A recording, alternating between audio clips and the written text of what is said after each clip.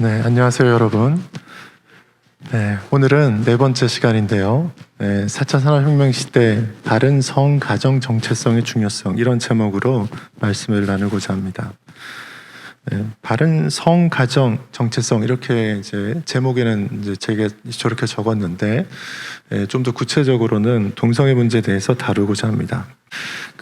우리가 4차 산업혁명이라는 단지 눈에 보이는 기술에만 관심을 가져서는 안 됩니다.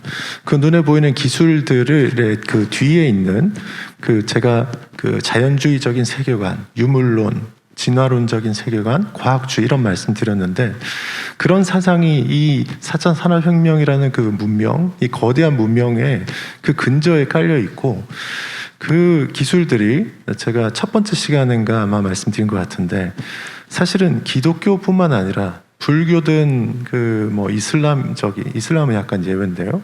불교나 다른 종교, 고등 종교들의 영향도 사람들이 종교로부터 멀어지게 하는 그런 일을 하고 있습니다.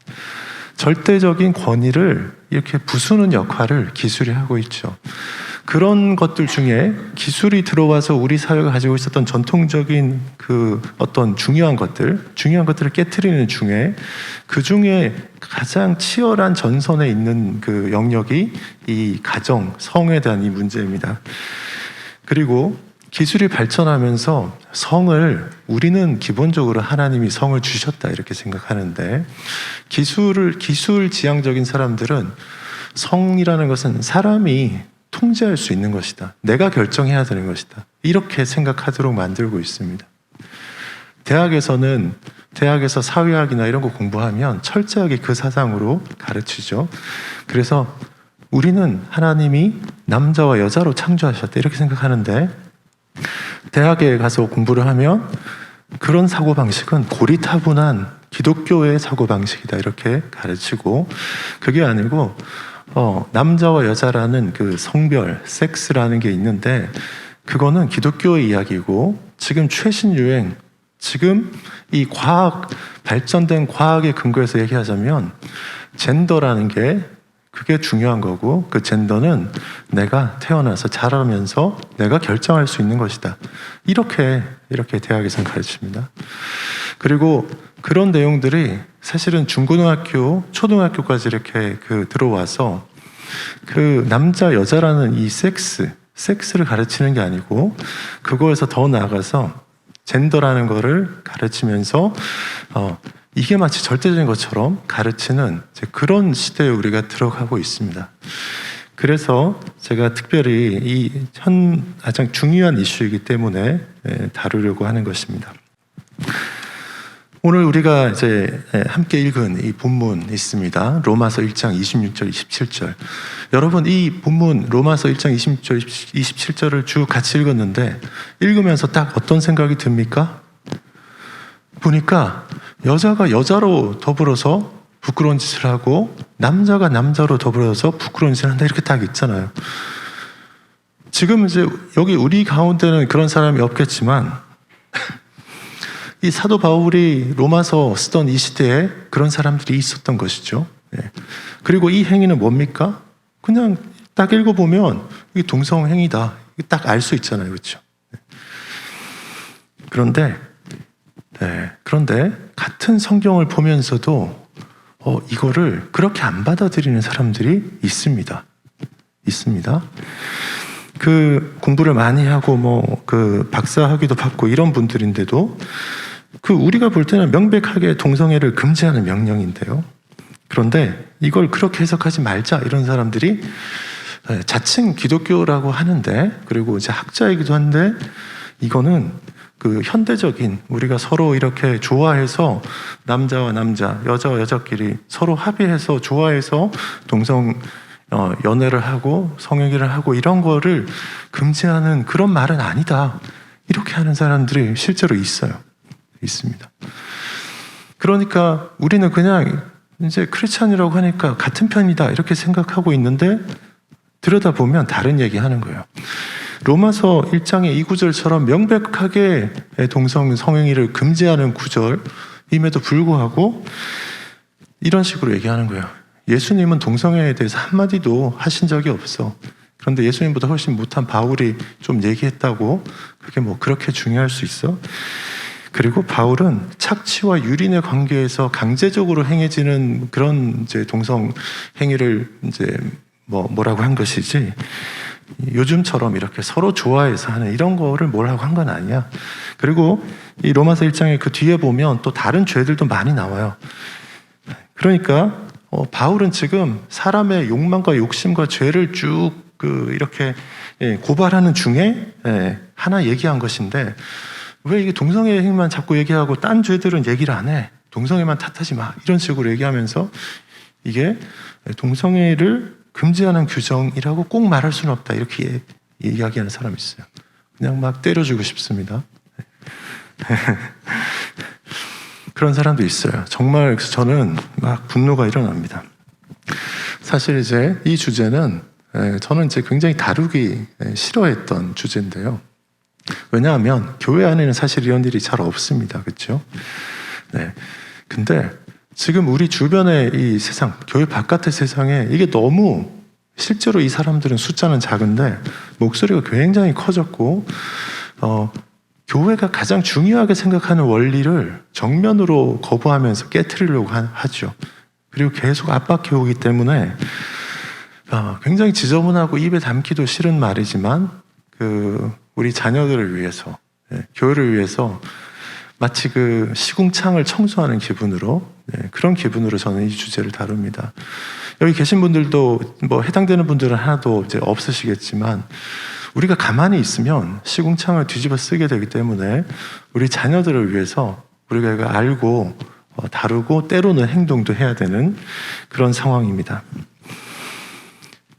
흔히 이 동성애 관련해서 이런 질문들이 있습니다. 동성애 유전적인 거 아니에요? 선천적인 거 아닙니까?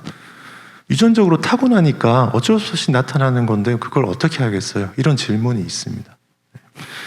또 설령 그게 아니라 하더라도 뭐 동성애하고 동성혼 하는 게 사회에 다른 사람한테 뭐 피해 주는 게 있어요? 피해 주는 게 없으면 자유민주주의 사회에서 그냥 둬야 되는 거 아니에요? 이렇게도 얘기하죠. 그리고 기독교는 사랑의 하나님은 사랑이시다 이런 말하는데 왜 그렇게 이 소수자를 혐오하고 핍박해요? 이런 얘기들 들을 수 있죠. 이게 바깥 사회가 우리한테 계속 얘기하는 겁니다. 자꾸 얘기를 듣다 보니까 우리도 헷갈리고 있어요. 그런가? 이렇게 넘어갑니다. 근데 이제 이 문제에 대해서는 우리가 굉장히 이제 정확히 알고 단호한 조치를 하지 않으면 지금의 이제 유럽이나 미국 사회처럼 그렇게 타락하게 될 겁니다. 그래서 우리가 눈을 이제 번쩍 뜨고 이걸 잘 봐야 됩니다. 제가 지금 우리가 처해 있는 상황은 동성애 관련해서 전쟁 상황이다 이렇게 생각이 됩니다. 동성애 전쟁 상황인데 한 10여 년 이상 지내오는 동안에 상당히 이제 그 전세가 우리한테 불리하게 지금 펼쳐지고 있습니다. 교회를 중심으로 해서요. 주변에 보면 지금 이렇게 사회적으로는 사실은 동성애자들 숫자가 굉장히 작아요. 굉장히 작습니다. 미국이나 유럽 같은 경우에 아무리 많게 잡아도 2%, 그러니까 100명 중에 한 2명 정도밖에 안 됩니다. 우리나라는 100명 중에 1명 정도 통계 잡히는 게. 그런데 실제 이 사람들의 목소리는 한 100명 중에 한 30명 정도는 있는 듯하게 언론에서나 이렇게 다뤄집니다. 굉장히 세게 다뤄져요. 저쪽에 보시면 이제 우리 홍석천 씨가 있죠. 커밍아웃해서 게이인데도 불구하고 방송에서 잘 나가고 있습니다.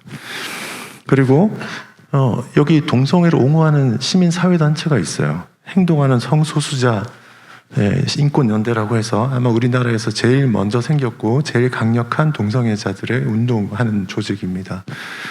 이제 저 조직에서 이제 일찍부터 활동하던 김태훈이라는 게이 친구가 군인권센터 소장을 맡으면서 이제 TV에서 자주 보셨을 거예요.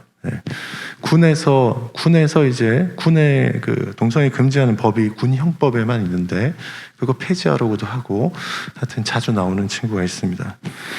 그리고 그 언론들 중에서 동성애를 옹호하는 그 언론들이 많이 있고요. 그리고 동성애 옹호하는 전문가 단체들, 그 변호사 단체나 이런 데도 있고, 그리고 이제 정치 집단들도 이제 우리나라에서는 정의당 같은 경우에 명백하게 동성애를 지지하고 있고, 미국은 이제 공화당과 민주당인데 그 중에서 민주당이 동성애를 이제 옹호하죠. 그리고 우리나라는 이제 보수 진보 이제 주요 정당이 있는데 국민들 눈치 보면서 어떤 때는 기독교 세력이 크니까 눈치 보면서 이랬다 저랬다 이제 하고 있습니다. 그리고 지금 꽤 오래 전부터 국가인권위원회, 우리나라 국가인권위원회, 인권을 이렇게 보호한다는 그런 명목으로 동성애를 이렇게 호의적으로 계속해서 인식되도록 그렇게 하고 있습니다. 그리고 더 문제가 되는 것은 이제 우리가 기독교라고 얘기하는 그 카테고리에 있는 사람들이 동성애를 옹호하는 활동을 하는 사람들이 여럿 있습니다. 그래서 이제 외부 사회에서 볼 때는 헷갈리죠. 같은 기독교라고 하는데 한쪽에서는 이건 잘못이다라고 하는데 한쪽에서는 성경이 그런 거 잘못이라고 얘기하지 않는다 이렇게 얘기하고 있으니까 헷갈리게 됩니다. 근데 우리는 그걸 잘 구분해서 봐야 되고요. 우리가 이제 동성애 운동을 하는 사람들이 아주 과격하게 이렇게 하는데 거기에 대해서 성경이 이거를 죄라고 하고 이건 나쁜 것이라고 하니까 이거는 나쁜 것이다. 이렇게 얘기하는 거는 교회 안에서만 통합니다. 그것도 우리 같은 신앙을 가진 여기 안에서만 통하고요. 기독교라고 하는데 제가 좀 전에 말씀드린 것처럼 그 성경 구절을 이거 동성애 금지 구절 아니다 이렇게 해석하는 사람들이 있어요. 그 사람들하고만 가도 성경이 이렇게 써있기 때문에 이건 아니다 이렇게 얘기하는 게 안 통하죠. 그러니까 우리의 자녀들이 학교에 가서 얘기할 때는 성경에 이렇게 써있기 때문에 동성애 하면 안 된다, 나쁜 거다 이렇게 하는 것만으로 안 통합니다. 그건 우리의 이제 궁극적인 근거, 기준이지만 그거 외에 다른 것들 가지고도 얘기를 할 수가 있어야 돼요. 이런 것 때문에 동성애는 아니다. 이제 그런 거를 제가 좀 더 설명을 드리려고 합니다. 이 동성애 운동은 굉장히 어떻게 보면 전략적으로 추진되고 있습니다. 저 책에 이제 표지 그림 보면 굉장히 역겹죠.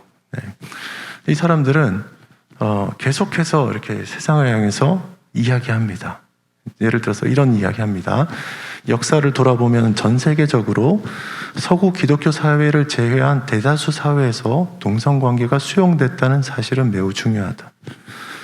이 사람들의 책에는 항상 저런 게 있어요. 역사적으로 볼 때 고대 그리스 시대도 있었고 중세 시대에도 동성행위들이 계속해서 있었고 현대에도 있다. 그러니까 이건 정당한 거다. 고대 그리스 사회에도 도둑질이 있었고 중세 시대에도 도둑질이 있었고 현대에도 도둑질이 있습니다. 그렇죠? 그러면 정당합니까? 있었다고 정당한 게 아니에요. 범죄죠, 범죄.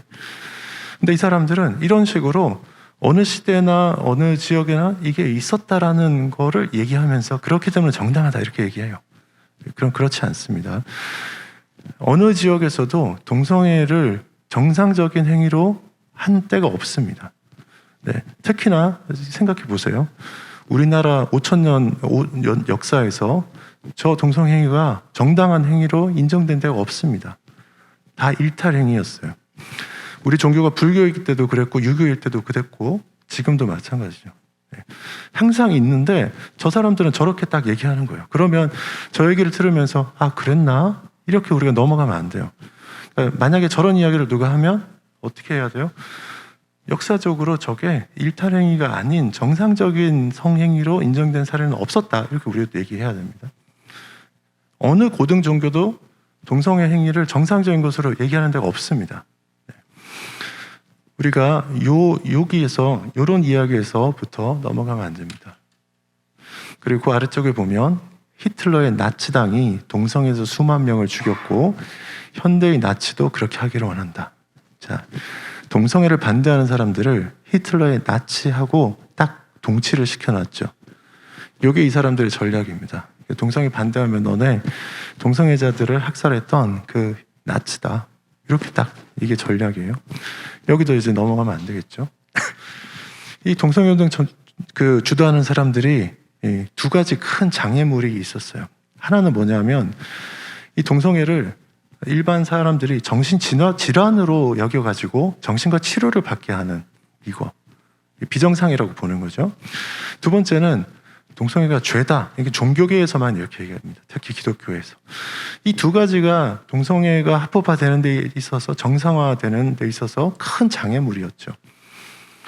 이 미국에서 이 동성애 운동하는 사람들이 이 두 개를 이제 해결하기 위해서 엄청나게 전략적으로 노력을 합니다. 그리고 그 중요한 방법, 저걸 하기 위해서 쓴 중요한 방법이 전략적으로 집단적으로 압력을 행사해서 괴롭히는 작전. 이게 이제 컸어요. 동성애자 숫자는 많지 않습니다. 근데 힘을 딱 모아가지고 괴롭힙니다. 그리고 과학적인 어떤 근거를 제시해서 유전자를 찾거나 해서 우리 선천적이기 때문에 어쩔 수 없어. 이렇게 얘기하려고 한 그게 제일 중요한 방법이에요. 그러면서 사회적으로는 반동성애자는 나치하고 같은 편이고 미국에서는 이제 KKK 흑인들 그 탄압하던 KKK하고 같은 그룹이야. 이렇게 딱 지어가지고 동성애 반대 이야기하면 너는 혐오하고 차별하는 나치랑 같아. 이렇게 몰고 가려고 계속 하고 있어요. 저기 우리가 말리면 안 되죠. 그러면서 이 사람들이 gay is good, 게이는 좋다. 이런 이제 감성 캠페인을 이렇게 막 벌립니다. 그러면서 미국 인구의 한 이제 100명 중에 2~3명밖에 안 되면서도 숫자가 되게 많은 것처럼 이렇게 하는데 성공했습니다. 네. 이 동성애 관련해서 여러 용어들이 있는데 우리가 흔히 LGBT 이렇게 이제 얘기 듣죠. 여자 동성애자 레즈비언, 남자 동성애자 게이, 양성애자 바이섹슈얼, 그리고 트랜스젠더는 이제 성전환자. 네. 내가 남자인데 어느 날 살다 보니까 남자보다는 나는 여자인 것 같아. 이런 이제 생각을 하는 사람. 그래서 난 여자처럼 살고 싶어. 미국은 이렇게 생각만 해도 여자로 트랜스젠더라고 인정을 해주고, 우리나라는 그렇게 생각만 하는 거는 안 되고 이 수술을 좀 해야지.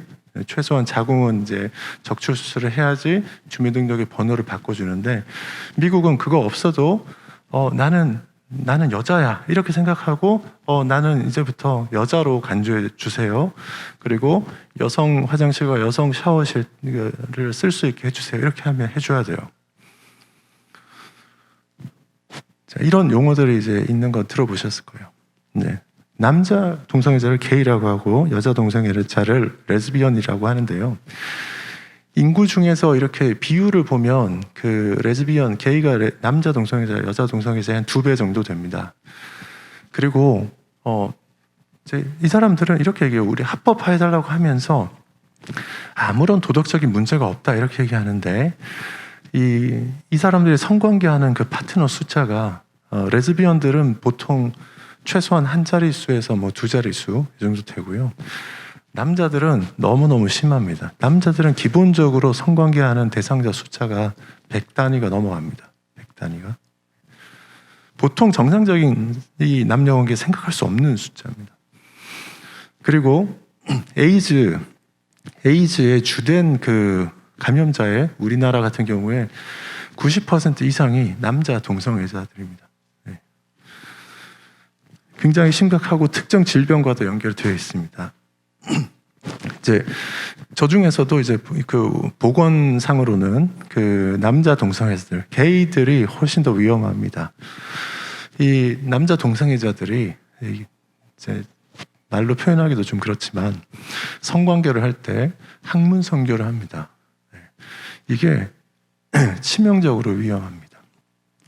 이 사람들이 게다가 성관계 파트너가 100단이라고 했잖아요. 100명, 200명, 300명 단위입니다. 이 사람들이 이 게이들이 모이는 SNS가 있어요. 이반시티, 딕소, 잭디 같은 이런 게 있는데, 저도 이건 조사하기 전에는 전혀 몰랐죠. 저기서 이렇게 파트너를 구하는 글을 올리고 해서 이제 만나서 관계를 맺고 합니다. 굉장히 이제 그 우리는 잘 모르지만 이렇게 퍼져 있죠. 한국 사회, 우리나라에는 100명 중에 한두 명 정도 된다라고 하니까 예, 주변에서 잘 볼 수는 없을 거예요. 근데 그 예전에 그 바이러스, 우리 코로나 바이러스 한번 그 이태원의 클럽에서 한번 터졌죠. 예, 게이 클럽에서 터졌는데 예, 사건에 비해서는 그 되게 이제 금방 묻혔어요. 금방 예, 신천지처럼 계속 파고들지 않고 예, 묻혔습니다. 네, 그렇게 되는 이유가 다 있습니다. 그것도 좀 말씀드릴게요. 이 동성애자들 규모가요, 미국에서 킨제이라는 사람 이름을 아마 들어보셨을 거예요. 성관계된 어떤 무슨 사회학계 좀 유명한 분이구나. 저도 막연하게 그렇게 제 젊을 때는 알고 있었는데, 이 킨제이라는 사람이 킨제이 보고서, 자기가 조사한 거를 킨제이 보고서라는 이름으로 이렇게 나온 게 있고 영화도 있고 해서 예, 한데요. 이 사람 조사에 의하면 미국 남성의 10%가 16세에서 55세 그 사이에 최소 3년간 동성애 경향을 보인다.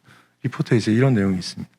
10%면 굉장히 많지 않습니까? 10명 중에 1명이니까. 그래서 이 사람이 이 이야기 하고 난 다음에 그 이후에 또 어떤 이제 학자들이 저 조사를 하고 했는데 한 10% 된다. 또 이제 유력한 사람이 또 이렇게 이야기해가지고 그 후로 미국에서 동성애 정책을 할 때 기준이 10%가 됐어요. 그래서 인구의 10%나 되니까 돈을 많이 투자해서 뭔가 해줘야 되겠네. 이런 게 된 거예요. 예, 그래서 이제 이게 굉장히 확산될 수 있었는데, 근데 이제 근래에 오면서 조사를 다시 하고 하니까 저 데이터가 이상한 거예요. 2013년도에 질병관리본부에서 미국의 질병관리부 조사를 했어요. 전국적으로 조사해 보니까 동성애자가 1.6%, 양성애자 0.7%에서 2.3%였습니다. 100명 중에 2명 정도인 거예요. 네, 갤럽에서, 그리고 그 미국의 이제 도시마다 또 이제 비율이 다를 텐데, 미국에서 제일 동성애자가 많은 많은 도시가 샌프란시스코입니다. 거기는 6% 정도 된다고 합니다.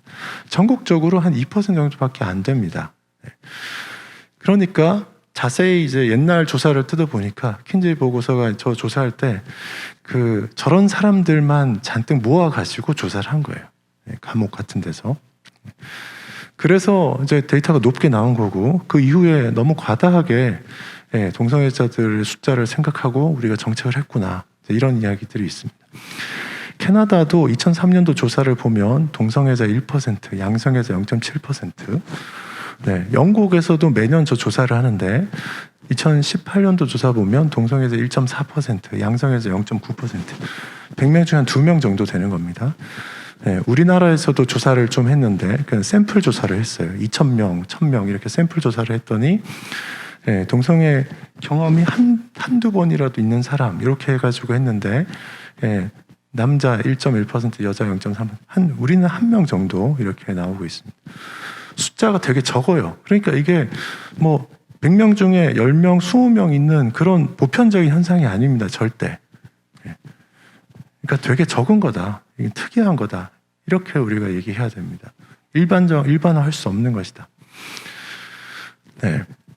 이 동성애를 이렇게 합법화하기 위해서 이 사람들은 굉장히 노력합니다. 목숨을 걸고 이걸 합니다.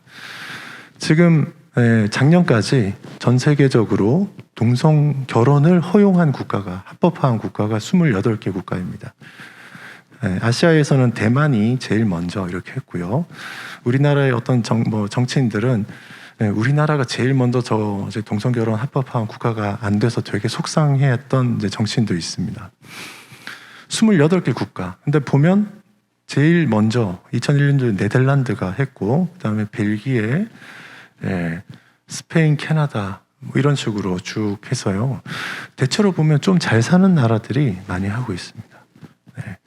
하나님을 떠난 나라들이 이제 많이 하죠. 기독교이든 아니든 뭐 이슬람 국가든 전통적인 그냥 어떤 종교를 가지고 있든 전통적인 종교를 가지고 있는 전통이 있는 데들은 저기 보면 잘 없습니다. 총 28개 국가가 이렇게 했기 때문에 동성애자들은 전 세계적으로 이렇게 28개 국가나 엄청 많은 나라들이 이걸 하고 있다. 그 오바마 대통령 때인가요? 그 아프리카에 있는 어느 나라, 작은 나라에 미국이 도와주는 나라죠.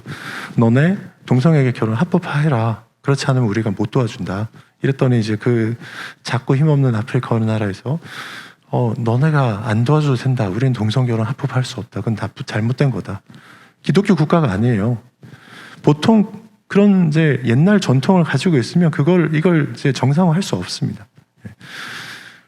전 세계 나라가 몇 개나 있을까요? 200개 정도 나라가 있습니다. 200개 정도 나라 중에 28개 국가가 지금 저기 했고요. 아마 조금씩 더 늘어날 겁니다. 근데 이게 정상인가요?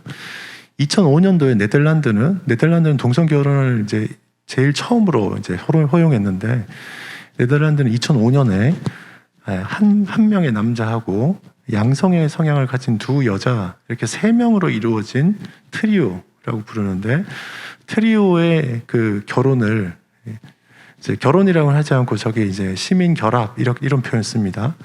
합법적인 동거를 허용했습니다. 이상하게 가고 있죠. 저건 이제 정상이 아닙니다. 우리 기준으로 볼 때. 미국에서는 1969년도에 스톤월 인이라고 일종의 게이바 같은 건데, 저기서 한번 이제 대규모로 이렇게 폭력 시위 진압하면서 그런 사건이 있었어요. 한번 이제 경찰하고 붙은 사건이 있었습니다. 그 다음에 저거 겪으면서 이제 동성애자 해방 전선이라는 그런 조직을 만들어 가지고요.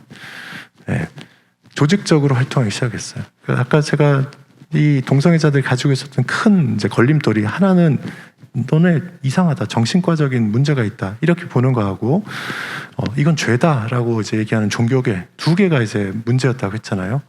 이 사람들이 첫 번째 타겟을 미국 정신의학협회, 정신과 의사들 상대로 운동을 합니다.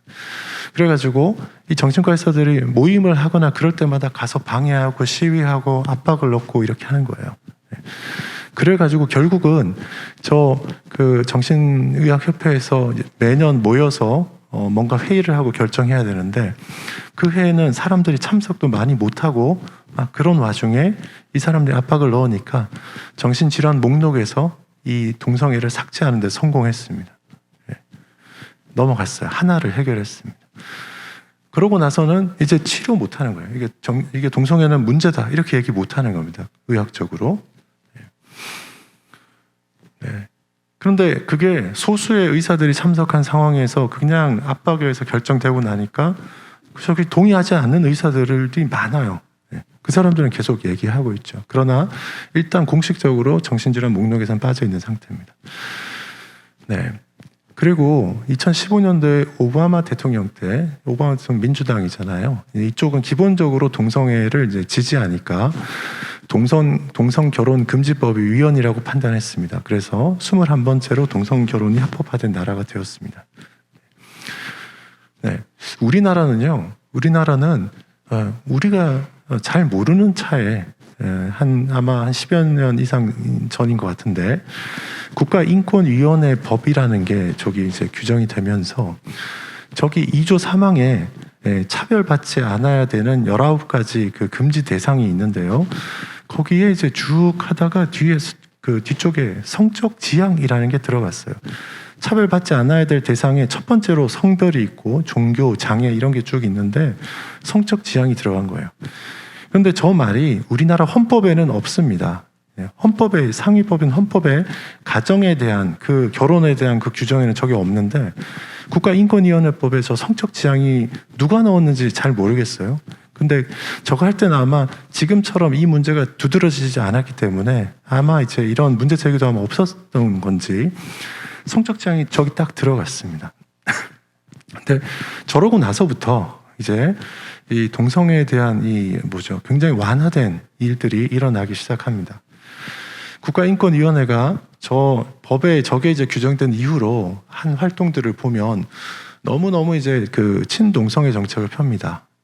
2003년도와 4년도에 국가인권위원회가 뭘 했냐면, 그 전까지는 동성애가 나오는 그 이제 영화나 드라마나 만화나 이런 것들은 19금이었어요. 청소년 불가였습니다. 근데 국가인권위원회가 뭘 했냐면 동성애 표현가 들어있는 그 매체물에 청소년 유해 매체물 지정을 삭제했습니다. 19금이 아니고 청소년 관람가가 된 거예요. 네. 그리고 동성애가 포함된 차별금지 법안을 제정하라고 권고했고, 그게 지금 계속 이슈가 되죠.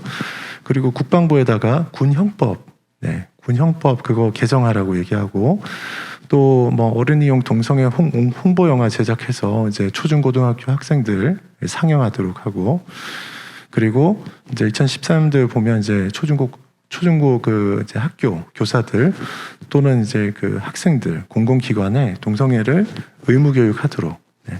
지금 우리 초중고 학생들이 성교육 받을 때 이거 정상적인 거다 이렇게 배웁니다. 그리고 이거 잘못했다고 얘기하면 그거 잘못이다. 그렇게 교육하고 있습니다. 그래서 인권위원회 이제 법에 성적 지향이 들어가고 나니까 그 다음에 이제 뭐 우리 서울시나 각 지자체에서 학생 인권 조례 만드는데 거기에 그냥 똑같이 성적 지향 이거 들어가는 겁니다. 그러니까 성적 지향이라는 저 말이 뭐예요? 남자 여자 이게 아니고 내가 게이, 레즈비언 뭐 이런 거 그거 얘기하는 거예요. 그리고 또 굉장히 중요한 거, 아까 국가인권위원회가 한 것 중에 하나가 언론의 기자협회 인권 보도 준칙이라는 거, 이거를 이제 만들도록 이렇게 했습니다. 여기에 성적 소수자 인권이라고 해가지고요. 저기 보시면 언론은 성적 소수자에 대해 호기심이나 이제 배척하는 그런 시선으로 접근하지 않는다. 이런 게 있습니다. 그래서 그 나쁜 감정으로 보면 안 되고 우호적인 시선으로 해야 되고, 두 번째 이제 거기 또 보면 언론은 성적 소수자를 특정 그 질환이나 사회적 병리 현상과 연결시키지 않는다. 그래서 나에 보면 에이즈 같은 특정 질환과 연결시키지 않는다. 언론에서 뉴스에서 뭘 다루거나 드라마에서 뭐 할 때 저게 들어가면 안 돼. 해당되는 게. 그래서 실제로는 대부분의 에이즈 환자가 동성애자들인데도 불구하고 그거 얘기 못 하는 거예요. 뉴스에서도 못 다룹니다. 이게 이제 딱 그 동성애에 대한 비판적인 시각을 언론에서 다루지 못하게 하는. 그리고 국가인권위원회가 이제 권고해가지고 지금 계속해서 그 여당에서 만들려고 하는 차별금지법이 있습니다. 이 차별금지법이 이름은 굉장히 좋습니다. 그리고 다른 그 조항들은 아무 문제가 없는데 성별, 종교, 학력 다 문제가 없어요. 딱 성적 지향, 요거는 문제가 됩니다. 근데 이게 이제 정치적인 입장이랑 딱 갈려 있으니까 찬성 반대 이게 아주 논란이 이제 많죠. 그리고 그 기독교 진영 안에서도 뭐 이거 그냥 차별 좀 하지 말자는 건데 뭐 이거를 기독교가 반대까지 해야 되냐 뭐 이런 얘기도 있고, 이게 그냥 단지 차별을 하지 말자는 게 아니고 요거 해놓으면 강단에서 지금 제가 하고 있는 거 이거 실제로 문제가 됩니다. 지금 제가 이렇게 하고 있는 거. 왜냐하면 저 차별이 금지라는 게 그냥 뭐 동성애자가 있더라도 직장에 이 사람이 동성애자로 이제 알려졌다 하더라도 뭐 급여를 이제 적게 주거나 뭐 아니면 해고하거나 이런 거 못 하는 거죠. 그런 거는 당연히 이제 차별을 하면 안 되는데, 그게 아니라 이제 성별, 학력, 인종 요거 자체를 가지고 이거 이상하다 이렇게 얘기하는 거가 안 됩니다. 근데 우리가 성별 가지고 남자 여자 너는 여자로 태어난 게 죄야, 여자인 것 자체가 죄야 이렇게 얘기하지 않잖아요. 근데 기독교인들은 동성애에 대해서는 그거는 네가 그런 성향을 가지고 있는 거는 죄야 나쁜 거야 이렇게 얘기하면 이게 차별이 되는 거예요. 그래서 그런 차별적인 발언을 하면 제재가 따르죠. 고소가 돼서 뭔가 법적인 이제 그 페널티를 받을 수 있습니다. 그렇기 때문에 차별금지법의 이름만 보면 되게 뭐 그냥 좋은데 거기 딱 하나 뭐 한 20가지 정도 가까운 것 중에 성적 지향이라는 그게 문제가 딱 되는 겁니다. 그래서 저거는 조단계가 그 다음 단계는 뭐냐면 이제 동성 결혼을 합법화하는 걸로 넘어가게 돼 있는데, 이 차별금지법이 제정돼서 그게 받아들이면 그 다음이 이제 동성 결혼으로 이제 가기가 아주 쉽습니다. 동성애 관련해서 성경 본문에서 이제 이거는 이제 기독교인들끼리 이야기할 때 이제 필요한 거겠죠. 그 창세기 19장에 소돔성 그 사건 다 알죠. 사람들이 롯의 집에 찾아와서 뭐 그 나그네를 내놔라 이런 거죠. 우리가 그들 상관하리라. 자, 여기는 이제 동성애까지도 포함한 불의가 만연해 있었던 거. 그래서 이제 동성애자들 소돔이라고 이제 부르기도 하는데요. 그런데 그 성경 학자들 중에 어떤 사람들은 이거는 그런 동성애를 문제 삼은 게 아니다. 이거는 나그네를 환대하지 않고 나그네를 이제 그 못 살게 구는 그 죄를 얘기한 거지 동성애 얘기하는 게 아니다. 사사기 19장에도 보면 이제 레위인이 있죠. 그 레위인 첩이 죽은 사건이 있습니다. 거기도 이것도 동성 성행이 문제가 아니고 나그네를 그냥 짓밟은 그런 것 죄지 동성애 다루는 게 아니다. 이렇게 얘기해요. 그런데 구약에도 보면 레위기에 명백하게 이게 있습니다. 너는 여자와 동침함 같이 남자와 동침하지 말라. 이는 가증한 일이다. 그리고 심지어 그 여인과 동침하던 남자와 동침하면 둘 다 가증한 일을 행하면 즉 반드시 죽일지니 이렇게도 되어 있습니다. 명백하잖아요. 명백하죠. 죄고 죽임을 당할 만한 이런 것인데, 근데 이것도 어떤 사람들이 이렇게 얘기합니다. 레위기에 나와 있는 것들은 제사와 관련된 제의적인 것이기 때문에 그냥 도덕적인 법은 아니다. 그걸 직접 연결시키시는 말을 안 해야 된다. 이렇게 얘기도 하고, 그리고 구약 시대 이스라엘에게만 한정된 법이고 다른 민족에게 적용하긴 할 수는 없는 그런 제사법인 거다. 이렇게 얘기하기도 하고요. 그리고 심지어는 이렇게도 얘기합니다. 거기 앞에 보면 남자 이야기만 있지 여자 동성애에 대한 거는 최소한 없지 않냐. 이런 식으로도 얘기하면서 어떻게든지 이제 피해 가려고 합니다. 자, 그렇지만 우리는 성경에서 뭐 기독교인 이제 저런 동성애 찬성하는 기독교인이 혹시 있다면 그 사람한테 레위기에 명백하게 금지하고 있고 로마서에서도 명백하게 금지하고 있다. 이렇게 이야기를 하면 될 것 같습니다. 이 동성애 옹호자들이 하는 이야기 중에 또 하나는 현실적으로 보면 남자 여자 아닌 제3의 성이 있지 않냐 이런 이야기를 해요. 그러면서 그게 동성애하고 관련이 있는 것처럼 얘기하는데 동성애자들은 정상적으로 남자 여자로 태어났는데 동성 성형이라 하는 것이고요. 이 제3의 성이라고 보통 얘기하는 이거는 일종의 이제 그 기형입니다. 기형. 그렇게 얘기해야 돼요. 제3의 성이라고 하면서 저게 있으니까 동성애 남자 여자만이 아니라 다른 게 있으니까 동성애도 가능한 거 아니냐 이런 얘기를 하는 사람 실제 있습니다. 그럴 때 우리는 그거는 안타깝지만 그 성기관, 성적인 기형이다 이렇게 얘기를 하면 되겠습니다. 성경학자들이 이런 이야기를 합니다. 성경은 창세기 1장 27절에 남자와 여자로 창조하셨다 했는데 세상에 성은 남자와 여자밖에 없다고 말할 수가 없다. 이러면서 그 구약에 보면 그 레위기에 보면 무슨 이제 고환 상한 자 뭐 이런 게 있어요. 음경이 잘린 자, 어머니 때 태로부터 된 고자 이런 거는 제3의 성 아니냐 이렇게 얘기하는 사람도 있습니다. 이상하죠. 남자인데 저런 것이지 그게 아닙니다.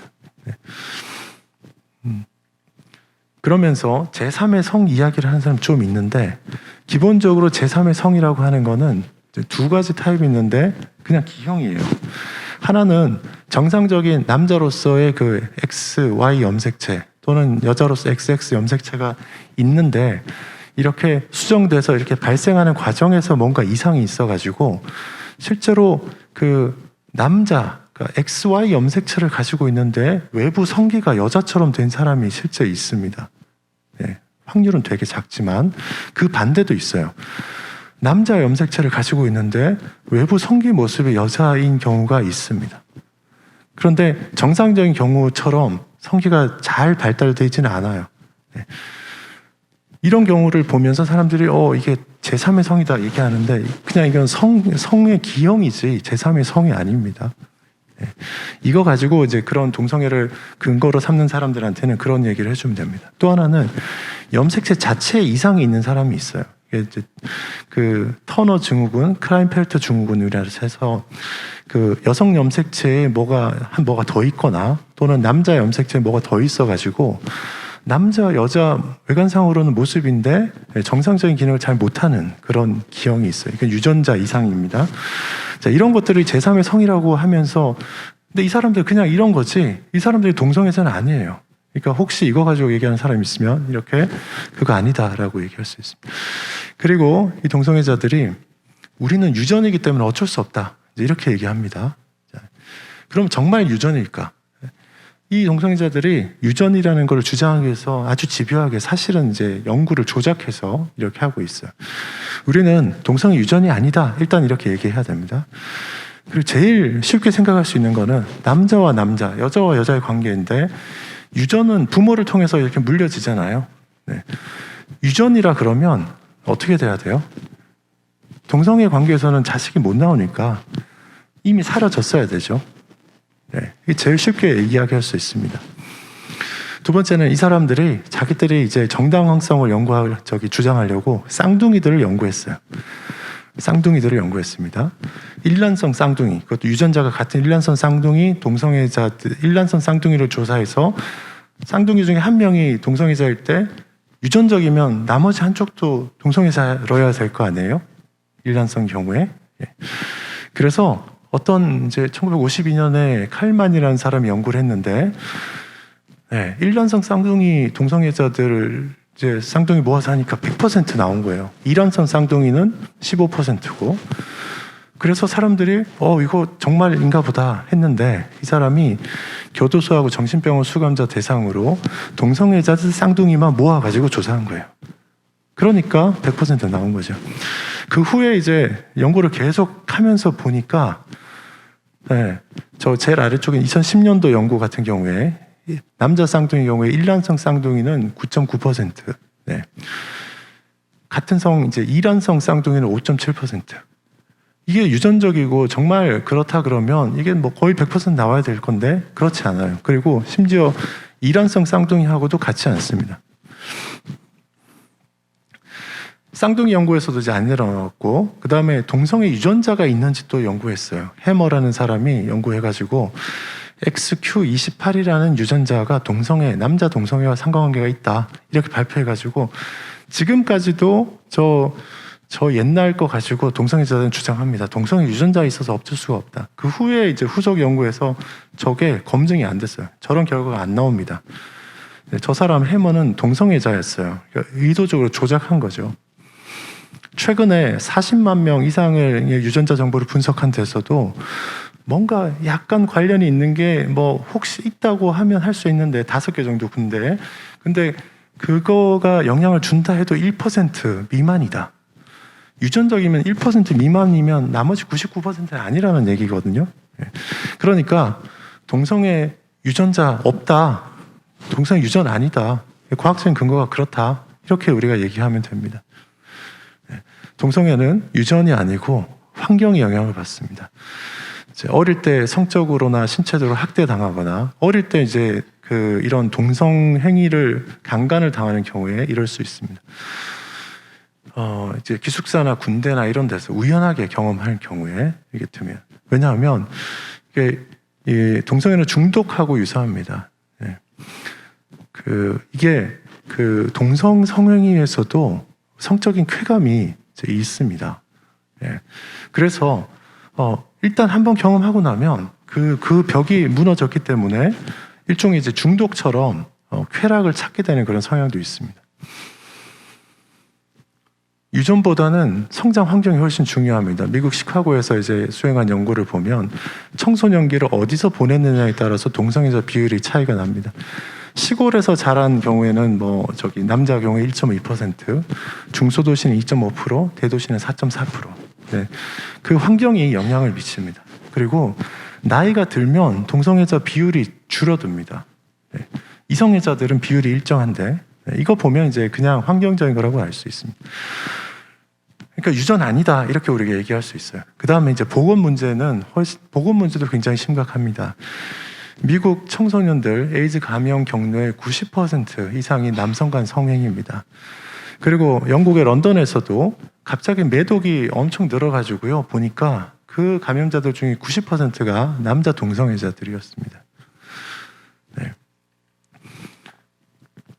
동성애자들이 에이즈에 많이 걸리기 때문에 많은 국가에서 헌혈을 완전 금지합니다. 독일, 아르헨티나 뭐 이런 데서요.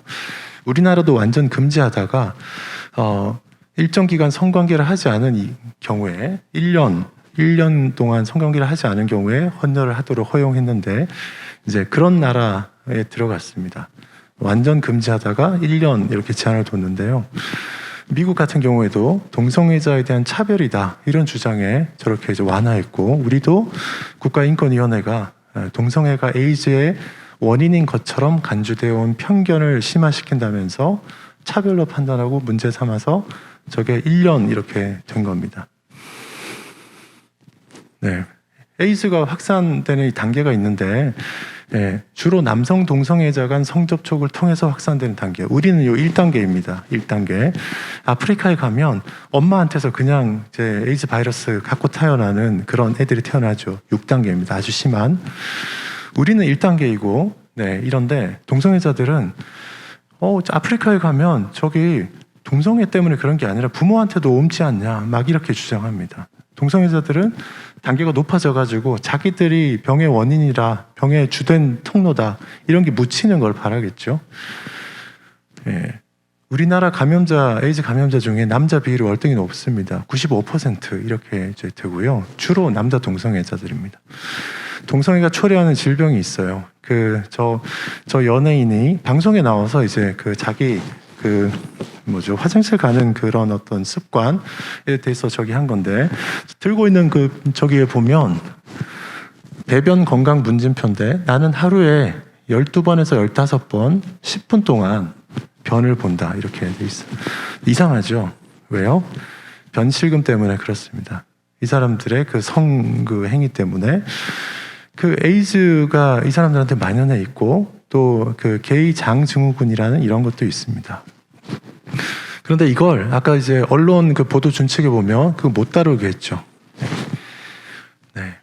이제 마지막으로 결론을 좀 드리려고 합니다. 자, 보건학적으로도 하면 안 되겠다. 에이즈와 직접 연관이 있다. 이런 이야기를 할 수 있고요. 이 LGBT 문제에 대해서 미국의 그런 이제 우리보다 먼저 겪은 사람들이 이걸 너무 우리가 순진하게 이렇게 그냥 뒀다. 굉장히 공세적으로 오는데 너무 점잖게 이렇게 하고 있어가지고 이제 동성애자들의 입지가 굉장히 강화되고, 심지어 보통 정상적으로 생각하는 우리가 오히려 위협받는 그런 상황이 되었다라고 얘기합니다. 이거는 아주 유용한 인사이트를 주는 이제 그런 편인데요. 이쪽에 이제 제일 왼쪽 편에 여기가 교회에 출석하는 기독교인들 중에서 동성애 결혼 반대하는 사람들 그룹이고, 동성애 결혼을 지지하는데 교회에 출석하는 사람들 이렇게 있는데, 저기 이제 빨갛게 체류되어 있는 것 중에 아무 조건 없는 성관계에 대해서 어떻게 생각하느냐, 이런 이제 우리 같은 그냥 크리스천들은 여기 보면 5.1%만 괜찮다 이렇게 얘기하는데, 동성애를 지지하는 이제 교회 출석하는 그리스도인들은 33%가 괜찮다 이렇게 얘기하고, 일반인들도 35%, 게이와 레즈비언인데 자칭 기독교인이라는 사람은 49%, 게이와 레즈비언 비기독교인들은 80% 이상. 이게 단지 동성애만의 문제가 아닙니다. 그러니까 성윤리가 다 무너져 있어요. 그래서 우리가 이 동성애에 대해서 뭔가 문제 삼는 게 뿐만 아니라 그냥 이제 전반적으로 무너진 성도덕을 다시 세우는 게 그게 우리에게 필요한 과제다 이렇게 말씀드리고 수 있겠습니다. 이 동성애자들의 최종 목표는 남자와 여자로 이루어진 가정의 결혼 제도를 깨는 것입니다. 이걸 우리가 이제 지킬 수 있도록 그렇게 열심히 노력해야 되겠고요. 우리 안에 이런 사람들이 없기 때문에 우리는 잘 모르는데, 바깥에서부터 이런 이제 시도가 굉장히 거세기 때문에 우리가 투표권을 행사하거나 뭐 이럴 때뿐만 아니라 굉장히 유심히 여기 관심을 가지고 이 문제에 대해서 대처를 해야 될 것 같습니다. 이상으로 네 번째 말씀을 마치도록 하겠습니다. 우리 다 같이 한 목소리로 크게 동성으로 기도들 하시다 돌아가시겠습니다. 다 같이 기도합니다. 할렐루야. 하나님 아버지 감사합니다. 아버지 급변하는 세상, 아버지 이제 종말의 때를 예고하신 성경 말씀을 상기하면서 하나님 아버지 우리가 전혀 경험하지 못한 가상세계와 현실세계가 융합되어지는 4차 산업혁명 시대에 참으로 앞으로 내일이 어떻게 변하고 어떻게 달라질 것인가를 바로 아는 것이 얼마나 중요한가를 알게 하신 것 감사합니다. 한 손에는 성경을 들고 한 손에는 신문을 들고 그래서 이 세상을 읽어가면서 하나님 말씀으로 해석해 나가고 그리고 점검하고 진단하며 기도하며 하나님 아버지 이 세상 나라 문화와 하나님 나라 문화의 이 충돌에서 우리 교회가 우리 성도들이 날마다 아버지 무릎 꿇는 것이 아니라 승리하는 그러한 신앙생활이 되어질 수 있게 하여 주시고 또 오늘 또 아버지의 가정의 중요성이 얼마나 아버지 소중한가를 깨닫게 하심을 감사합니다. 우리의 가정을 지키고 우리의 가정을 세우고 우리의 자녀들을 아버지 하나님께 맡기며 지켜나가며 아버지 이러한 때에 하나님을 잘 섬기며 하나님 나라를 건설할 인재들을 길러 배출하는 신앙의 명문 가문을 세워가는 놀라운 역사를 이루기를 소망하며 기도하고 또 기도할 수 있게 하여 주시기를 원합니다. 내일은 이제 마지막 시간 하나님 말씀으로 결론이 맺어지는 시간인데 하나님 아버지 소중한 시간에 사모하며 기도하며 기다리며 아버지 내일 모두 나와서 크게 도전받고 은혜받고 해답을 얻는 복된 그러한 마침이 되어질 수 있도록 은총을 베풀어 주옵소서. 인문학자이며 또 신학자인 우리 강사 목사님 이렇게 소중한 분을 하나님께서 이 시대에 쓰시기 위해서 아버지 준비시켜 주신 것을 감사합니다.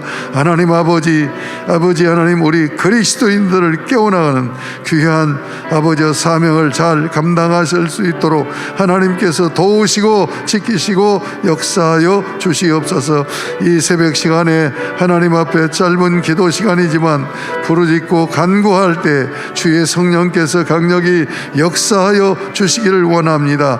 아무리 세상이 이렇게 아버지 이제 사탄이 강력하게 역사하는 악한 세상으로 나아간다 할지라도 성령의 힘입고 기도하며 하나님 말씀 붙들고 나아갈 때 하나님께서는 우리를 용사로 주의 용사로 세우시고 사용하여 주셔서 하나님 아버지 이 세상을 넉넉히 이기고 나갈 수 있도록 역사해 주실 것을 믿습니다. 하나님 은총을 베풀어 주옵소서. 그러한 비전, 그러한 뜻, 그러한 꿈을 가지고 아버지의 사명적인 삶을 살아가는 저희들 되어질 수 있도록 주께서 은총을 베풀어 주시기를 원합니다.